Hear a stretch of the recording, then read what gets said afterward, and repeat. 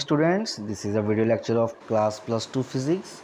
हमारा चैप्टर चल रहा था स्टूडेंट्स, जी हाँ, इलेक्ट्रोमैग्नेटिक वेव्स। हमने लास्ट लेक्चर में डिस्प्लेसमेंट करंट के बारे में जाना था और मैक्सवेल का जो एम्पियर की मॉडिफिकेशन, सर्कुलर लॉ जो एम्पियर का मॉडिफिकेशन की थी मैक्सवेल ने, तो आपको पता है कि उसके बाद मैक्सवेल की ने 4 इक्वेशंस रिगार्ड कर दी थी, जिसे मैक्सवेल्स इक्वेशंस के नाम से जाना जाता है।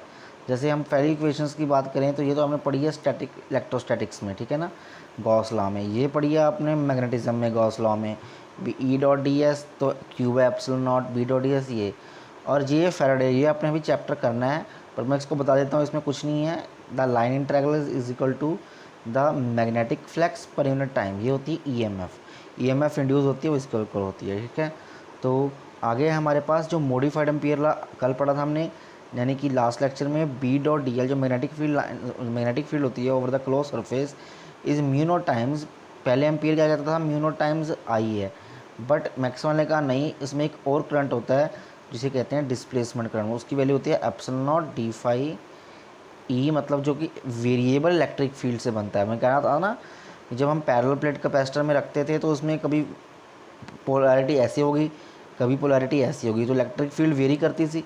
तो हम कह सकते हैं कि जब इलेक्ट्रिक फील्ड वेरी करती है तो इलेक्ट्रिक फील्ड के वेरिएबल से मैग्नेटिक फील्ड बनती है, क्योंकि हम थर्ड चैप्टर में ये पढ़ेंगे कि मैग्नेटिक फील्ड जब वेरी करती है तो उससे इलेक्ट्रिक फील्ड बनती है।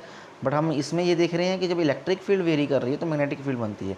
तो बोथ की कॉम्बिनेशन से हमने एक इक्वेशंस बनी, तो उसे मैक्सवेल्स इक्वेशंस के नाम से जाना जाता है। क्लियर है? तो इसमें आपको सिर्फ इक्वेशंस ही याद रखनी है और इम्पोर्टेंस क्या है इस मैक्सवेल की, ये ज़्यादा याद रखनी है। तो सारी प्रॉब्लम्स हैं इलेक्ट्रिसिटी और मैग्नेटिज्म की इस इक्वेशन से ही सॉल्व होती हैं। क्लियर है? और ये क्लासिकल मैकेनिक्स की जो सारी प्रॉब्लम्स है इस इक्वेशन से सॉल्व होती हैं और न्यूटन लॉज ऑफ मोशन से। क्लियर है? आगे है हमारे पास इंपॉर्टेंस ये है, इसने ये बताया कि then accelerated charge is a source of electromagnetic waves. Electromagnetic wave का सोर्स क्या है? That is accelerated charge. Very important question बनता है ये। सोर्स ऑफ इलेक्ट्रोमैग्नेटिक वेव कौन सा है? Accelerated charge. जब भी कोई चार्ज ऐसे ओसिलेट करता है, ऐसे एक्सेलरेट करता है, तो हम कह सकते हैं वो इलेक्ट्रोमैग्नेटिक बना रहा है, इलेक्ट्रोमैग्नेटिक वेव। इलेक्ट्रोमैग्नेटिक वेव कैसे होती है, जैसे आपको पता ही है, मैं बताया था। अगर मैं बात करूँ, एक वेव ऐसे है, दूसरी वेव ऐसे है। ये देखो, एक रेड कलर की दिखा रहा हूँ मैं और एक दिखा रहा हूँ आपको ब्लू कलर की। तो ये जो रेड कलर्स की वेव है, ये जो रेड कलर की वेव ऐसे, अब मैं इसको ऐसे तभी बनाया है क्योंकि आपको बता सकूं कि ये जो वेव्स हैं ये आपस में परपेंडिकुलर है। देखो, ये परपेंडिकुलर है वेव्स।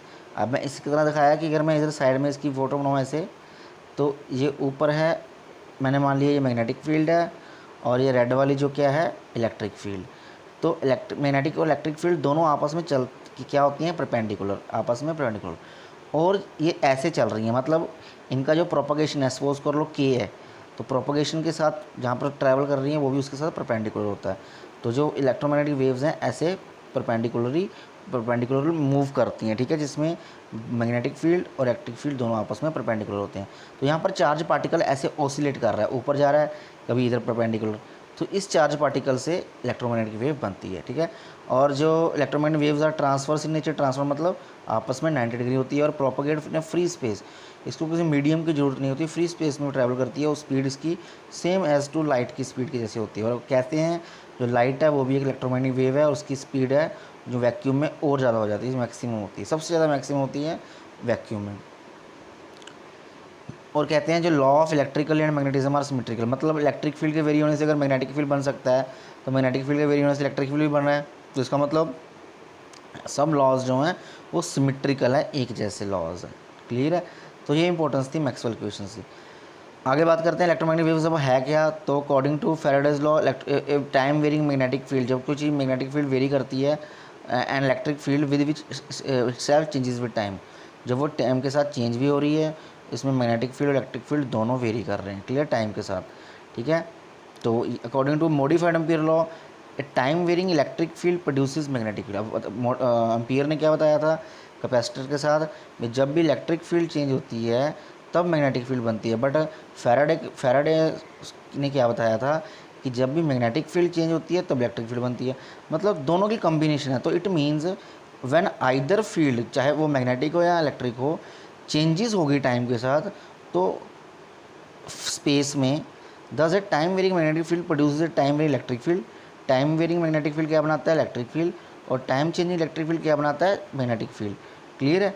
तो the net result of this interacting changing field in the generation of electromagnetic disturbance, that is important. ये जो चेंजेस आ रही हैं टाइम वेरिंग इलेक्ट्रिक और मैग्नेटिक फील्ड में, ये क्या बनाती हैं? इलेक्ट्रोमैग्नेटिक डिस्टर्बेंस, ठीक है, जिससे इलेक्ट्रोमैग्नेटिक वेव्स जो हैं बनती हैं। क्लियर है? मैग्नेटिक फील्ड फिर इलेक्ट्रोमैग्नेटिक वेव क्या है? फिर the electromagnetic waves consist of sinusoidal मतलब जिसमें साइन वेव होती है।